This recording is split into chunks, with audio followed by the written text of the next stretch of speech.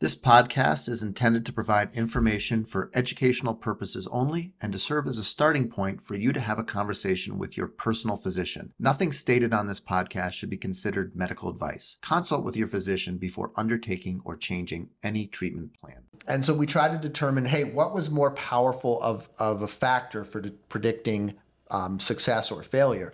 Was it the relationship, the genetic relationship in those first degree relatives, or was it the cohabitation in those 10 people living together? Guess who won? Guess where there was the most correlation? Welcome back, friends, to the Pound of Cure Weight Loss Podcast. We're on episode 37. Wegovy, I'm back. Oh my God. Did you ever see that movie? I Have you seen did. The Shining? Yeah. It's terrifying. It's terrifying. I mean, oh my God. Yeah. Did he win an Oscar? He should have won an Oscar for that. Yeah, maybe. Yeah. So Wegovy's back. We'll Yeah. talk about that a little bit later. So yeah, I'm kind of preoccupied right now emotionally these days. My oldest daughter our first child is going to college in big.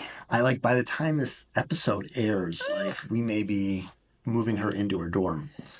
It's not easy. Yeah. You're just getting started. With your marriage and everything. And, here I'm, 20 plus years in the marriage, and we're taking our daughter to college. Oh, I bet she's so excited. She's so excited. It's like you are so excited for her, but also you're kind of grieving this chapter of life also. They talk about how being a parent, you have to be selfless. And to me, this is the example of that, because first of all, she's in such a great place and she's going to such a great college, and I'm just so certain she's going to be successful. And my 4 years, I went to University of Michigan. I have a Michigan scrub cap. Such a great 4 years of my life. And I just remember that time with such happiness and joy and fondness. And I know that she's going into this, and I'm so excited for her. On the other hand, I'm going to miss her. I mean, this kid's lived in my house for 18, almost 19 years. And she's not going to live in my house anymore. So anyway, if I do seem a little down or mopey a little bit, that's what it's from. I know. But anyway, all right. So let's move on. I'll try to pick up my mood a little bit, and we're going to talk about Wegovy. It's back, right? Okay. So our in the news segment is from NBC News, and the title of the article is "Most People Stop Using Wegovy and Ozempic After 2 Years. Analysis Finds." And so this comes from some data that was put out by Prime Therapeutics and Magellan RX Management, which is a Blue Cross Blue Shield PBM, Pharmacy Benefit Manager. And honestly, I think the only thing PBMs may be good for these days is giving us some data about prescriptions, because all prescriptions go through them, so they're the data keepers of this. They don't really serve much of a purpose beyond that.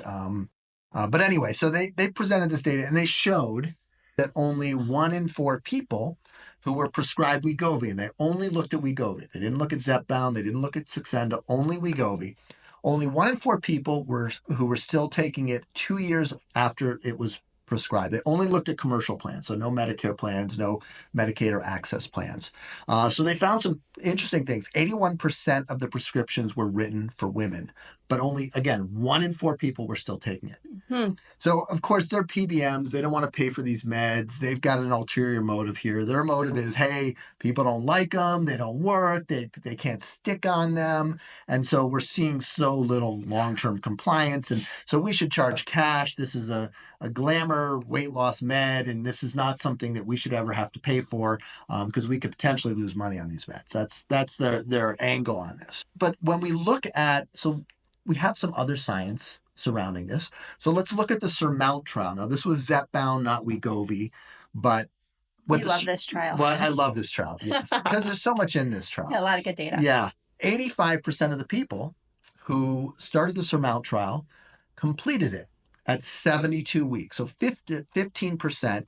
We also saw 10% of the people have a minimal response. So we're looking at 25% of people. Mm-hmm. Well, it's not exactly true, because there's probably some overlap. So my guess is it's probably somewhere 15-20% of people either didn't have a great response or didn't tolerate the medication.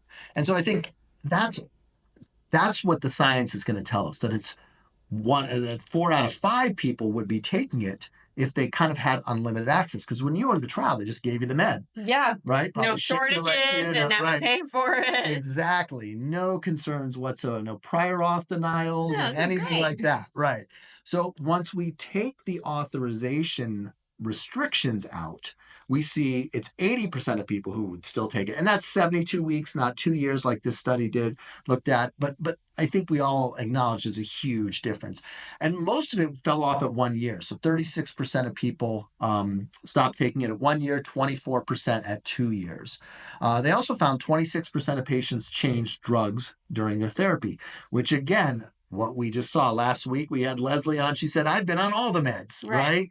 So we see this all the time. I have many, many patients who've been on every single medication. Gotta find they've been what on works for them. Saxenda. They've been on, it's not even what works for them. It's what's available. Yeah. Right. So what I think this was all about was the PBMs trying to make a case that these are vanity drugs, that this isn't really what we're seeing with diabetes management, where there's much better compliance and people are very flighty and not using these meds for appropriate needs.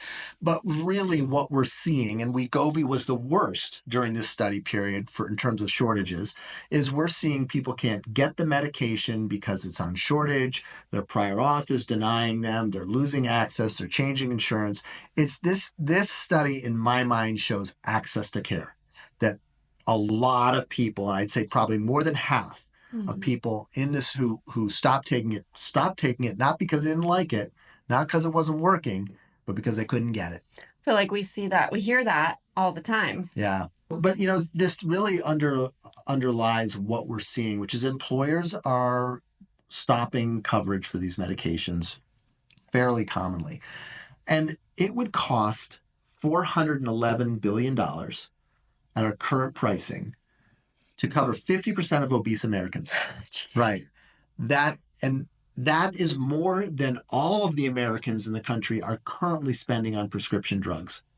Wow. So just to cover all half drugs. the people, right? All drugs, every one of them, cancer drugs, all of it, diabetes drugs, just to cover half the people who are overweight, we would have to double our prescription coverage spending. So clearly this price does not sync with widespread use. Yeah. Again, a point we've been talking about. Hammering that point home, baby. That point, the price has to come down. All right, so we're excited to welcome Martine onto the show. Yes, he's really been a successful patient, and he's a gastric band revision, so he's not just a straightforward gastric bypass. And that always makes things a little bit more complicated.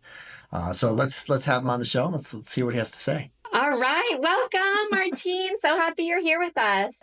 Thank you for having me. It's great to be here. So why don't you tell us a little bit about your story? Where did you start? When did you start struggling with your weight? Kind of what are some things you have tried in the past to lose weight? Oh gosh, we'll be here all day. Yeah. I was always the heavy kid. I was tall and heavy. So, in class pictures, I was always in the back row in the middle, right? So, and I was always the kid to never let, leftovers go bad. In lunch, kids would give me their extra food. So I was heavy growing up. Wasn't very active, and it just escalated from there. And so I tried, multiple diets. I mean, every fad diet, I tried it, and then eventually had the lap band in 2009. And I lost some weight with that. And then, to be very honest, found ways to self-sabotage and, gain weight back. And Can I stop you there for a second? Yeah. You just blamed yourself for the lap band failing. But nobody really was successful with the lap band. And I think it was a little bit of both, right? Because, right. I think it was a lot of the lap band and a little bit of you. Yeah. It's so, people are so quick to blame themselves. And I think we have to start moving away from that, because the lap band didn't work because we discovered over time that it was a fairly ineffective surgery. And that when patients were regaining weight afterward, it was because the hormonal response that the lap band drove initially started to wear off over time. Mm-hmm.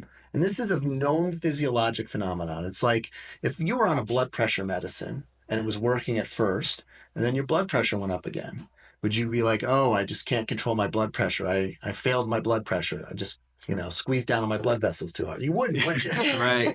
Right. And so I think we have to start looking and working toward that. Not to cut you off, but Sure. I hear so many people kind of say that, well, it was my fault and I did it wrong. And really what happened was the band started to lose its effectiveness. And so you experience that. And that's what every band, I mean, it's very uncommon that I Every find a band. band patient now. I think I've got one patient, who we actually just recently did a band revision, but I used to do one of these almost every week. And now I do one every 2 months because most bands are out. So anyway, sorry to cut you off. No, So you no. had the band in 2009. Yeah. It stopped working over time. Right. And then, just I was also in my 20s and, you're young and you think Sure. you're invincible, right? And then, fast forward and it was just about a year ago when it was a year ago today, actually, that I Was had it my really? first appointment. Huh. How about And, that? and my wake up call was, I'm a daughter or sorry, excuse me. I'm a dad now. I have a beautiful daughter, beautiful wife. And, we were, just to be very honest, and transparent, I was playing with her in the living room floor and, it was time to get up and I was puffing and puffing and, one elbow on the furniture and the other elbow. And by the time I got up, I mean, my heart rate was, my heart was pounding, I was sweating and I thought, this isn't good, and I'm too young to leave my wife and daughter behind. Time to make a change. So that was my wake up call. Yeah. That was my motivator. So Yeah. So you came in for an appointment Mhm. and we talked about what we could do. Yeah. And so we revised the band to a gastric bypass. The initial plan, we thought we were gonna, try out some I think it was Wegovy or Ozempic, one of the GLP-1s, and of course it was on back order. So Right. and then we went with Mounjaro, and I took my first shot September 16th, Okay. and started feeling. I mean, it was like a drug. I mean, Yeah. it was almost instant overnight. Like, oh, I don't need that platter of cookies in front of me in the office anymore. I can walk right by it and not dwell on that. It was like it was mind control in a great way. Like I was able to, not feel like I needed, carbs and snacks and all the, terrible food to get through the day. And so, I was also learning a lot of techniques through the program and going to nutritional classes. And in my experience, like the 10-to-1 protein rule has been huge in my life. And, just being aware of what I'm eating and like how good and bad food can be. And so the Mounjaro was really helpful for you. Mm-hmm. And so how long were you on the Mounjaro? How much weight did you lose? And when did we do surgery? So I started, my heaviest last summer was 425. So I started with that. I started the Mounjaro September 16th and took 12 shots. And 3 months later, December 16th, I lost 50 pounds. Yeah. Wow. And we did surgery on the 18th of December. So we were using the Mounjaro to bridge you to a lower weight so that we could do the surgery safely because, your BMI was up there with a weight of 425. And then also you were revision, right? So this was not just a straightforward surgery. We were going to have to deal with scar tissue and unwrapping the stomach and removing the band and all of that. So we got some weight off and we used the Mounjaro to kind of bridge you. Were you diabetic or kind of right on the cusp? Right on the cusp. So anyway, so that was a real success and you had good luck with that. And then was the surgery recovery smooth and how did that go for you? It went pretty well. We found that fun little hernia in there. Yeah. From the lap band. Which answered a lot for me, to be honest. So I wasn't too surprised to hear that afterwards. Recovery went well, camped out at home. But my biggest thing was, keep moving. So I was up walking within a few hours of getting out of surgery and tried not to stop after that because I didn't want to, really fall behind and have any complications, especially during the holidays. So, and coming from Hispanic and Greek and Italian background between my wife and I, our 7 fishes dinner was on Christmas Eve was I was not able to actively participate in that, so I sat there with my sugar-free Gatorade. So And it was so fun just to be there too, and so it was like a new chapter, and Yeah. I'm moving forward, and now I'm down a total of 135 pounds. Wow. I love it. So And Yeah. it's been 8 months about. yeah, going on 8 Yeah. months. So we're not done. Yeah. Yeah. Are you still on Mounjaro? No. No. Yeah. So, I mean, but I think you have coverage for Zepbound, right? Probably. Yeah. I don't know. I'm still trying to decide, if I need to restart it. I think I'm doing okay without it for now. But I think you very well may Yeah. not need to restart it. I mean, I think with a gastric bypass, that's generally the goal. One of the goals of the bypass is if we can get you to be able to maintain your weight without the meds, we should. Yeah. Right? If we can use nutrition, exercise, and the surgery alone and not have to deal with the shortages and continued use of the medication, that surgery alone is often enough for most people. And that's one of the real advantages of that surgery compared to a sleeve where we usually need to put it together with the meds. Yeah. So you've lost a tremendous amount of weight. How's life changed? Can you get down on the ground? Yes, but the old nurse in me doesn't like to be down on the ground. Immediately like, gotta wash my hands. Yeah. But, I feel that. yeah, no, moving so much more. I'm doing things that I never thought were possible. I shouldn't use the verb ran, but I mostly walked and jogged my first 5K. I was going to bring it up. If you didn't say something, I was going to say, tell us about your 5K. Love it. And then my coworkers said, you know what, you did great in that one. Keep it going. Let's do the 4 mile Sabino Canyon run. And so I was like, all right, let's do that one too. And that one was, oh my gosh, a little bit rougher on the joints, but yeah, still out there doing stuff. but you did it. I did it, Yeah. So It's amazing. yeah, I know. So life is good. I'm able to run around and keep up with my toddler a little bit more. And just a great non-scale victory was we just flew cross country, and I fit perfectly fine in standard size seat, no seatbelt extender. Oh wow. Yeah, and it was great. That's just got to be such a great experience. Had you flown since surgery and your weight loss? No, that was the This was first your trip first too. time. You're Yeah, so I was like, keep wiggling the feet, no blood clots, So you talked about that 7 fishes dinner for Christmas Eve where you weren't able to participate. You just had Gatorade. And I hear from a lot of patients, like they're afraid that they won't be able to. And to me, that sounds like a big annual thing, like something you look forward to, Mhm. a big part of your family life. And you weren't able to eat the food. Did you feel like you missed out on that? Because so many people kind of comment on, like, I don't want to have to miss out on these big events that surround food. And that's true. There are big family events in our lives that are based on food. So how's that experience been? What are your thoughts on that? Was that I thought it was going to be, rougher on me because, I love food, right? Right. But it worked out fine, like, I don't know. It's just, I'm telling you, like something clicked for me once I really got into this and realized my reason why I'm making these changes. Yeah. It wasn't difficult for me at all. I was just happy to be there with my family and just be in the moment, even if I was drinking Gatorade, so I was okay with it. I didn't feel like I was missing out because I wasn't. I was still there. Yeah, absolutely.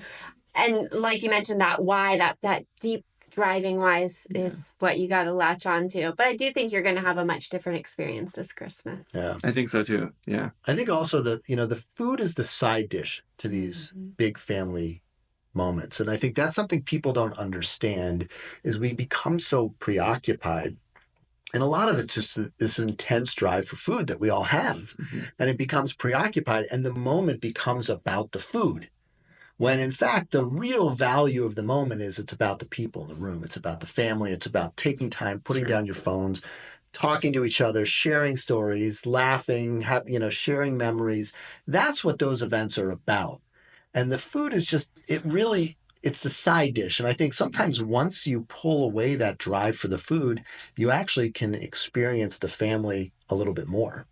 Have you agree with that? You think there's something there? I do. Food is very cultural. It's a big part of our lives. Someone's born, there's food. Someone dies, there's food, and everything in between. But, it's just like, just being empowered to like know the differences of like the type of food and how we consume it and what its value is, like that's huge. Yeah.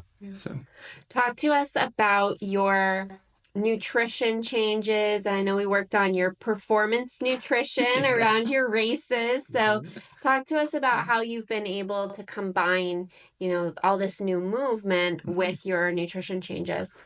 So I'm supposed to be done with my master's program any day now. Oh, wow. Yeah. Congrats. Yeah, it's supposed to be yesterday, but I had a sick toddler over the weekend, so I got a little extension. So I'm going to buckle down and finish that in the next day or two. And then I really want to start getting back into more exercise. During one of the classes I mentioned, like I was doing homework and realized, like, oh my God, like I've sat still glued to this computer for 4 or 5 hours, haven't even moved. So, and just to be very open and transparent, I haven't been to the gym in like 2 weeks because I've been just, doing homework like crazy, but just need to get back to that. Yeah. So I just want to get back outside and be a little bit more active in this wonderful triple digit temps. But that's something we talked about too, is like the different seasons of life, right? Like you're in a very stressful kind of buckled down season, and your movement goals might look like getting up every 2 hours for a lap around the house, and that's meeting you where you're at, and that's beautiful too. And then when that season of life starts to maybe shift, then you can shift your priorities and shift what those goals look like. So I'm excited for you. So, you're coming on to your first year after surgery. You're not quite there yet, but, guys oftentimes will lose the majority of their weight in the first 6 months after surgery. And so what happens is, as you get further out from surgery, the weight loss slows down a lot. And so a lot of people are kind of motivated by that weight loss in those first few months. But as it starts to slow down, there's just not as much to motivate you. And your goal weight isn't zero, right? So we're not going to keep losing forever. So you have to find something else to use as a metric and it sounds like to me you've used kind of you went from 5K to 4 miles, and now maybe you've got something else planned, and looking at those exercise goals and those exercise achievements as the thing that is marking your progress, not the weight. And I think that's a critical transition that really every bariatric surgery patient needs to make as they kind of get to the end of that first year after surgery. Yeah, I couldn't agree more. Yeah. We talk about that a lot, actually. Yeah. So congrats on that. Congrats on everything, Martin. Yeah. Thank you so much for sharing your story and being vulnerable with us. We really appreciate it. And I'm just so excited for you. Yeah, no, I appreciate all the support and, just all the tools and resources. It's literally life-changing. So I appreciate you all. That's our goal. We're in the business of changing lives, right? Awesome. We'll talk soon. Okay. All right. Thanks again. Take care. All right. That was just amazing. I mean, we love what we do. This is great. For sure. What a great story. And I love that he's kind of found his why. I was just going to say that. Yeah. Yes. I think that's so important for every patient. And I think I've heard of some practices have patients kind of write a letter to themselves before surgery about why they're having it, and then bring that letter out at a year. I think we should start thinking about doing some things like that. I do that. Practice. Do you? Not with every single fit person, but with in many of our support groups, we do that. Yeah. Specifically like the Building Body Confidence support group and some of the other ones as well. So. Yeah. So, our support groups are open to anybody, right? Yes. So if you're out there, you can join our support groups. Just come to our website at poundofcureweightloss.com/nutrition. You can sign right up for it there. And you can be, literally within a few minutes, you can be logged into one of your support groups, meeting with Zoe. And we also offer individual sessions, I think for $20 a pop. So that's a great price for a meeting with a dietitian, with a registered dietitian. Certainly, especially one as good as Zoe. So yeah, as part of our membership, you also get discounted individual meetings. So if you're out there and you want to join the Pound of Cure Nutrition program, please log in and sign up. We'd love to have you. So speaking of nutrition, Zoe, what is our nutrition segment for this week? Well, I wanted to dig in a little bit further to something that Martine had mentioned, which is the 10-to-1 ratio rule for protein. Now, this is for checking your protein shakes, protein powders. This is what we guide patients on immediately after surgery, and also just as a general rule of thumb when you're looking at protein shakes and protein powders in general. However, in our navigating the grocery store session, I also help people identify this for protein, animal whole food protein sources in general. This doesn't work for plant-based protein sources, and this is not for non-protein foods, just to be clear. So basically the 10-to-1 ratio rule is the ratio of calories to protein that you want to stay under. Basically saying you don't want the calories to be more than 10 times the amount of protein per serving. So if there are 30 grams of protein, there needs to be less than 300 calories. There are 25 grams of protein, less than 250 calories. So you'll identify the protein grams on the nutrition facts label, multiply it by 10, check that the calories are less than that number. And what this does is it does a couple things. It accounts for maybe a higher fat content on some of those animal products. Right. It accounts for maybe a higher sugar content on some of those Greek yogurts that, you know, it's actually a sugar bomb, you know? Right. So it's a really great way to capture that higher protein, lower calorie protein option. Yeah. So do all animal proteins, like, let's say you're just eating a steak. Would a steak meet that goal, or would it depend on the type of steak, like a ribeye, which is a fattier steak, wouldn't, where maybe a leaner fillet would? Is that what ends up happening? Exactly. Yeah. And the example I like to talk about a lot is, and let's see if I can remember the actual numbers. So looking at, for example, ground turkey, right? 85% is going to be cheaper. But if you look at the nutrition facts label, it's going to have, let's say, 21 grams of protein per 4-ounce serving, but 240 calories. So according to the 10-to-1 ratio rule, it doesn't follow it. But if you look at a 93% lean ground turkey, perhaps you have 21 grams of protein for that 4-ounce serving, but it's going to be 160 calories instead. So that does follow the 10-to-1 ratio rule. So specific steak cuts and that sort of thing, don't know the nutrition facts on those off the top of my head, but that's the same idea. But the fattier cuts aren't going to make it. And that gets down to the whole difference in the number of calories in fat per gram versus the number of calories in protein, right? It was 4 and 9? Correct. Yeah, so 4 calories per gram of protein and 9 calories per gram of fat. And it shows you fat has a lot more calories than protein. All right. Well, that's a great rule, 10-to-1. I will keep an eye out for that. But I hear a lot of patients talk to us about that. All right. So let's move on to our economics of obesity segment. And we're going to give you an update on the drug shortages. So we've talked about this in the past, but this is really a moving target. So we're recording this at the end of July in 2024. And we're actually seeing a lot of movement in the right direction on the shortages. And this is so important because we need these shortages to resolve in order to be able to put some pressure on Novo Nordisk and Eli Lilly to lower the prices. As long as there's shortages, let's be honest, there's really no impetus for them to lower the prices. And so where in the past we've seen the Wegovy starting doses, 0.25 and 0.5, that there has been almost no access to. These have been almost impossible to get. We are now seeing a lot more access. We're seeing patients picking up their prescriptions without waits. We're seeing most pharmacies have these medications in stock. They are still listed as on the FDA website as limited availability, but what we find is that there's a wide variation of limited availability. Limited availability sometimes means occasionally a pharmacy doesn't have them. Other times it means no pharmacy has them and isn't getting them for another month or two. And so what we're now seeing is the former, that these medications are relatively available. I can't guarantee every pharmacy is going to have it in stock, but most will. On the Mounjaro and Zepbound front, we're seeing wide availability of the lower doses, the 2.5, the 5, the 7.5.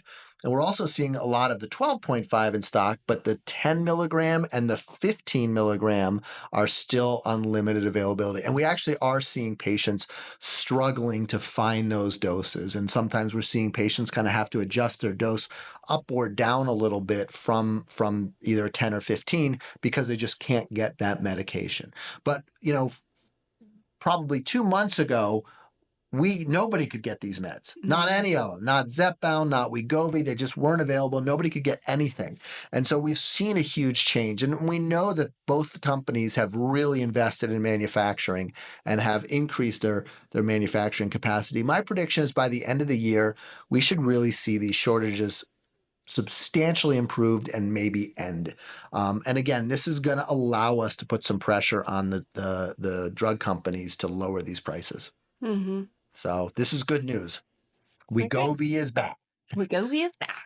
All right, so now we've got our questions from social media, from the website, from YouTube, all the places that our listeners and patients ask questions. And if you haven't asked a question yet, be sure to do that. Yes. So Sierra, what do we have for our questions today? First question is from our Instagram short on GLP-1 receptors. From KCJ, I'm curious if siblings would have similar results to GLP-1 medications. So this is a great question.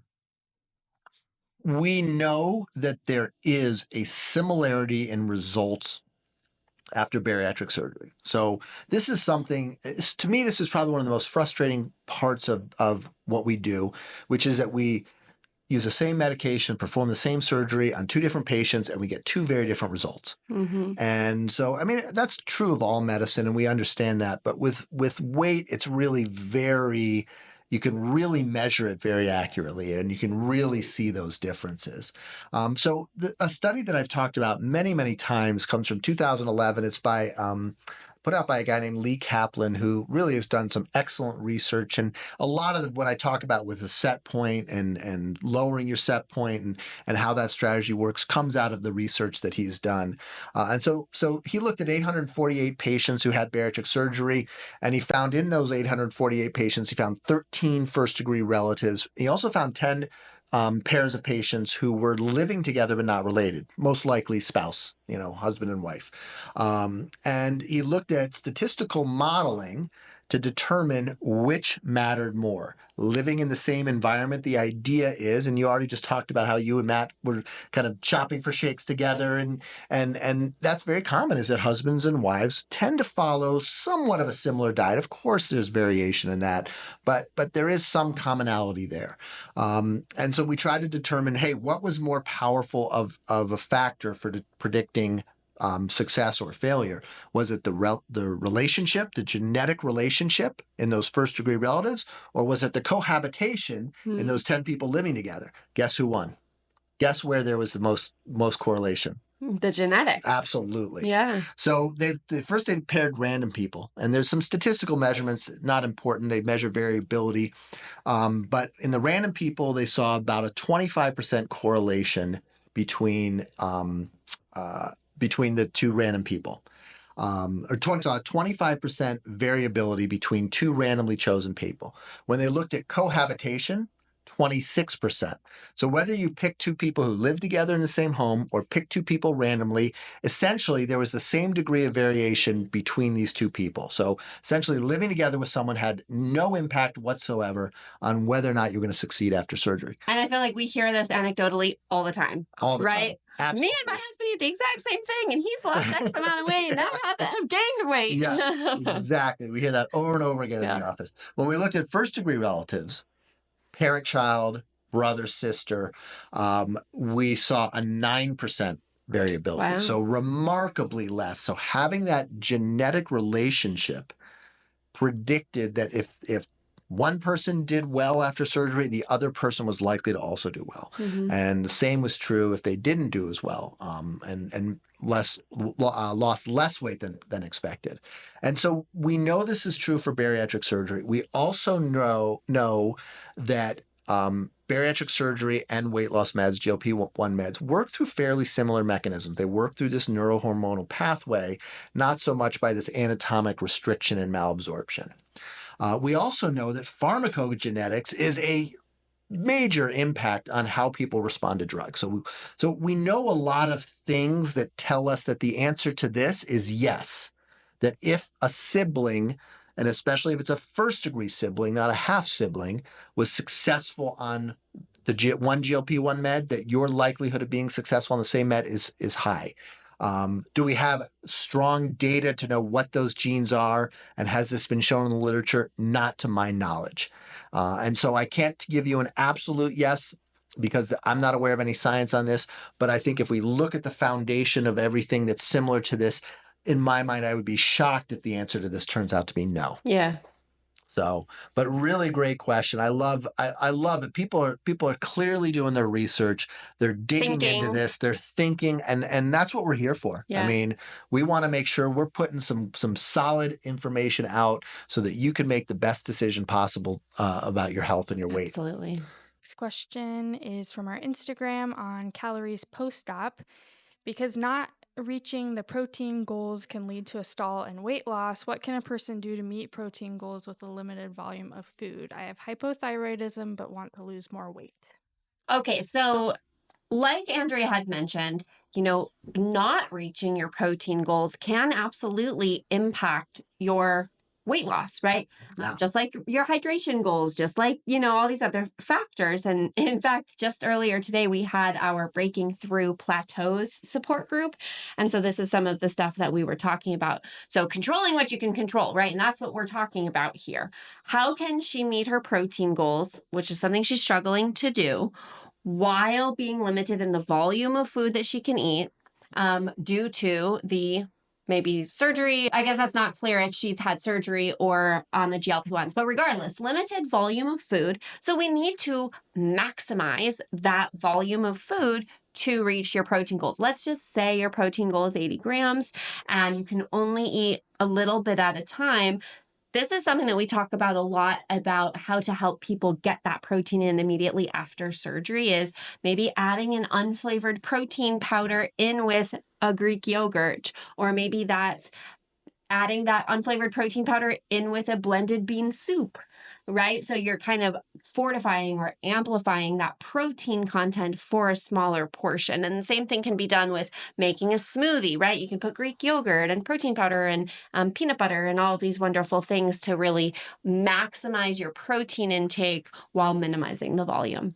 Yeah, I mean, I think this is a really common question that you must get asked all the time, but I think that the key though is that if you maintain your protein requirements, that does speed up weight loss. For sure. Yeah, and we see this a lot right after surgery, where sometimes we'll see patients in those first few weeks they're not meeting their protein requirements and their weight loss isn't quite where it is, and then their protein requirements they finally get there and boom, they go. And actually, just today somebody was like, yeah, I mean, I guess I figured that not eating as much, and she was not reaching her protein goals, right? Not eating as much should help me lose more weight faster. Right. And so we kind of talked through that a little bit, but it's a very, very common question, very common misconception. So glad we're able to clear it up. The last question is from our YouTube video on gastric sleeve versus gastric bypass 2023. My concern with this is, what if a patient falls in love with exercise and the gym? If the patient got into powerlifting, bodybuilding, Olympic weightlifting, sprinting, they will need somewhere between 2,500 and 10,000 calories daily, depending on height, weight, exercise frequency, and intensity. Of course, the new, smaller stomach pouch can expand. However, it can only expand so much. It being reversible can really be detrimental to patients' mental health, as they'd have to limit their exercise that they love. I, for one, love the gym, so I know if I was overweight or obese enough or had a medical condition that would warrant a gastric sleeve or bypass surgery, I'd eventually fall in love with the gym. According to the caloric calculator I found online, when I'm most consistent with my exercise, powerlifting, bodybuilding, and sprinting, my body needs 3,000 to 5,000 calories a day for my goals. My maintenance calories are about 3,500 to 4,000 calories daily when I'm consistently active. I'm only 5'8", so I'd be worried about not meeting those requirements if I had one of the two surgeries. All right. So I think the first thing I want to dispel, and this is so common, I still have patients talk to me all the time, this idea of stomach stretching as being the mechanism for increased appetite or failure to lose weight or weight regain. these surgeries are not anatomic, they're hormonal. That's the effect. The stomach doesn't stretch out and cause weight gain. Everybody's stomach over time will stretch a little bit after these surgeries. That's just the natural anatomic change that we see as a result of the changes that we make. That doesn't cause you to gain weight. And people's ability to eat over time is really more about kind of getting to that new lowered set point where their set point and their actual weight become the same, and they resume a more normal eating pattern. But it's not an anatomic stretching. So Zoe, why don't you talk a little bit about the real essence of this question, which is the being able to meet that caloric need, and can people exercise vigorously after bariatric surgery? Right. And in fact, we encourage people to exercise, All the time. yeah, right. Like it's one of the main pillars of success. Now, it's really hard to need 10,000 calories a Really day. That's hard. like Michael Phelps swimming 8 hours a day and he's an Olympian, right? So that is going to be really challenging to do. Now, we tend to overestimate how many calories we burn from exercise. Right. And we tend to underestimate how many calories we eat. Let's be real. Talking back to the awareness through the food logging, right? That we talked about with Martine. But ultimately, that calorie need would require you to be exercising like crazy all day long. And we want to view exercising as that set point lowering, as the opportunity to build muscle, as your opportunity to increase your metabolism, help with that long-term weight maintenance, not view exercise as a way to burn calories. Right. And so having that mindset shift, and even if you are powerlifting and, using bodybuilding style of training and sprinting, that's all great forms of movement and exercise. I think that if somebody was genuinely concerned about needing a significantly higher calorie intake, I would really want to talk to them individually so we can dissect that and then make a more targeted plan if we do actually need to increase that daily calorie intake. Yeah. I think these numbers are way overstated. I think even people who exercise like crazy, it might be 500, 750 calories a day, which is something that's very manageable to eat additionally after surgery. We also we've had a post-op patient climb Mount Kilimanjaro, right? We just recently had Lori, who's I think in her 60s, her 18-mile run at altitude and I think there was a substantial climb in there. Yep. I've had a patient complete an Ironman, a real Ironman triathlon. So bariatric surgery has allowed these people to accomplish this. It has not held them back from accomplishing it. And I think I wouldn't want anyone out there to say, oh, I want to do all these crazy intense things, and so I would never have bariatric surgery. That's not going to hold you back. The bariatric surgery is actually going to get you to be able to do those intense things. I mean, I get on that assault bike, that thing with a fan where you ride, and first of all, that thing is exhausting. Yeah. I mean, it is so exhausting. And you'll ride like crazy for a minute, and you're huffing and puffing, all out sprint. And at the bottom, it says you burned 14 calories. Right? Literally one potato chip. You just burned one potato chip. You killed yourself for a minute. You're exhausted. You're sweating, breathing hard for one potato chip. The calories don't add up. And so that's not how this is going to work. Just like your point that you made at the beginning. That's why I don't like those charts that are how many burpees do you need to do to burn off a cheeseburger? Yeah. And it's that's totally screwing with our mindset on how we should view exercise as a celebration of what our bodies can do and not a punishment for what we're eating. Right. And it also is well, what's the point then? Why should I even bother to exercise? It doesn't even do anything. Look how much I have to exercise just to burn off a cheeseburger. Why? I'm not going to bother. I just won't eat the cheeseburger. And that also destroys the point, which is exercise has so much value. Yeah. So So All right, another great episode, 37, Zoe. That's pretty good. I'm same. proud of us. Me Yeah, we're too. really cranking through these things, and I hope you're enjoying them. If you are, please share them with somebody. Write us a review. The reviews help kind of bubble this up to the top so we can get this information out to more people out there. We want to thank Ben from Bloomhouse Media for his videography and editing. We want to thank Martine for joining us today. And if you are interested in seeing more of our content, we are on social media on TikTok, Instagram, and YouTube as well. So hope to see you out there, and drop us any questions or comments you'd like. See you next time. Bye-bye.